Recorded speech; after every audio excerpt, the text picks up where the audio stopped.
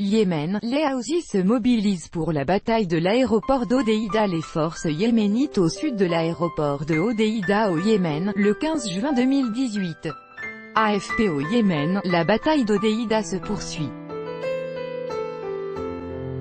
Les forces loyalistes appuyées par l'Arabie Saoudite et les Émirats Arabes Unis, se préparent à donner l'assaut contre l'aéroport de cette ville, contrôlée par la rébellion Houthi. Le chef des rebelles lance quant à lui un appel à la mobilisation. Abdel Malik al-Houthi, le chef des rebelles, mobilise ses troupes et les encourage à maintenir les positions coûte que coûte. Sur sa chaîne de télévision, il a d'ailleurs intimé cet ordre: il faut faire face à l'assaut et affronter les forces de la tyrannie, appelant ses partisans à faire de la région un bourbier pour les envahisseurs.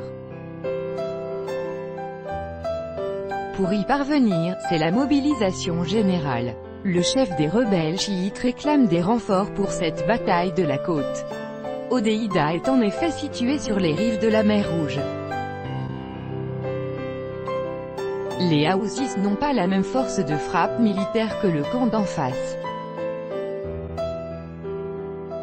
Les forces loyalistes sont appuyées par les aviations saoudiennes et émiriennes.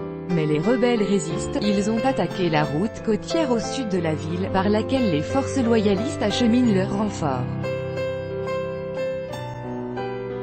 Ils disposent également de soldats embusqués dans Hodeïda, qui ralentissent la progression de l'offensive. Les 48 premières heures de combat ont été meurtrières. Des centaines de milliers de civils confinés au milieu de ce chaos, les quelques 600 000 habitants de la ville et de ses environs sont confinés chez eux. Cette opération militaire fait également peser un risque sur l'ensemble de la population yéménite.